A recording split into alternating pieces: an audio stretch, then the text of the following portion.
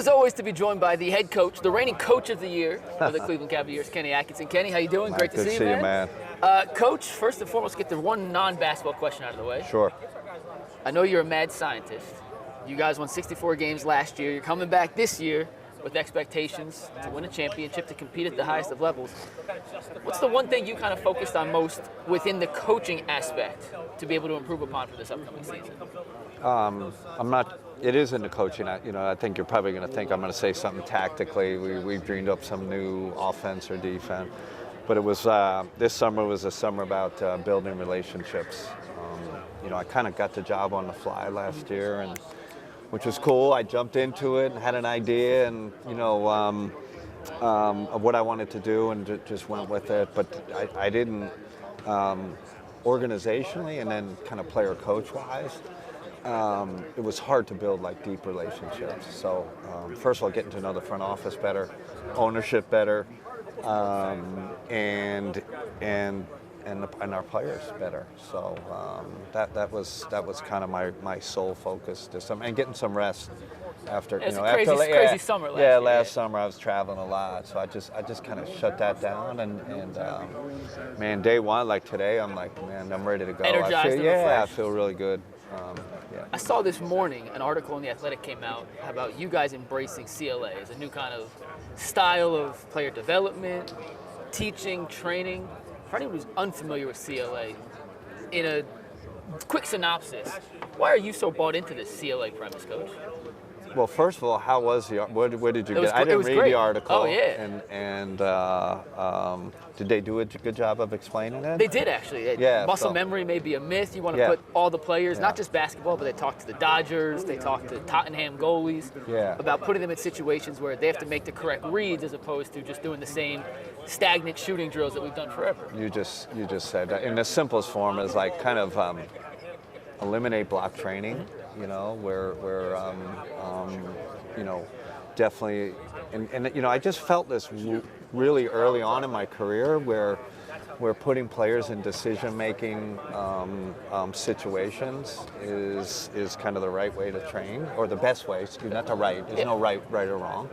The best way to train, and so I just started doing that, early, and then as I started kind of reading more about the science of skill acquisition and all that, kind of stumbled onto the CLA stuff. I'm like, man, this connects. Mm-hmm. This makes sense. We are differential learning with our shooting, the CLA stuff with the decision making, and I just I keep telling everybody, we're not like 30% in or 50. We're like all in. You're all in. I mean, the new G League coach comes from a CLA background too. All in. We have Alex, skill acquisition coach, and there's like real like peer-reviewed journals and there's a science behind it. I just say the last piece of it. It's not just the skill acquisition. It's also you're finding movement, the most efficient movement solutions when you train this way. You also kind of balance in your body and kind of the player finds the movement solution.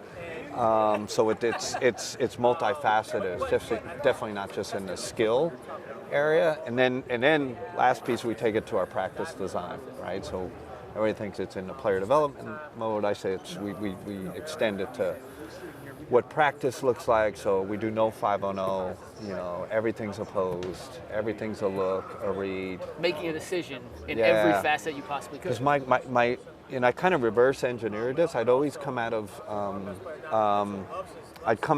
games since I was, even when I was a player, most frustrated with, our decision. My decision making as a player or coach, and then the team decision making in both offensive and defense. And I would always be watching film and I'd be like, how the heck did we make that decision? How did player A make that decision? How did he close short on this guy when he should have, ran him off on defense? And so that was, I said, well, okay, then we got to help the players with their decision-making process. So we've kind of created this culture, and the best thing about it, is the players have bought in. Like, and that's what matters more than anything else. And the coaches they're not easy to get bought into because they have you know, They've they're done it for older so and long, they've done yeah. it for so long. You know, the same way. Players, these guys are so young. Their brains are so moldable. If it makes sense, they go right for it. Speaking of players, a guy like Sam Merrill, for example, who you Yeah. guys brought back on a big contract this summer, he was more of a guy used to space the floor and just shoot. But I'm assuming with the contract you guys gave him, letting Ty walk, that you see more to his game than maybe we've seen thus far. What is that other part of Sam's game that maybe the casual fan and the casual Cavs fan hasn't seen on display yet? I think we're missing his defensive piece. I mean, I felt comfortable putting him on anybody.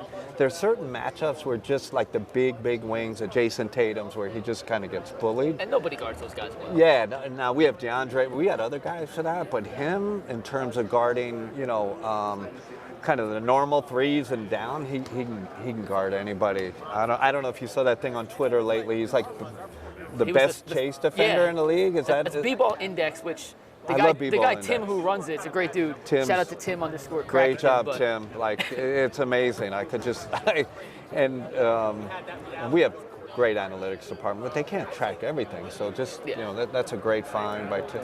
You know, it helps.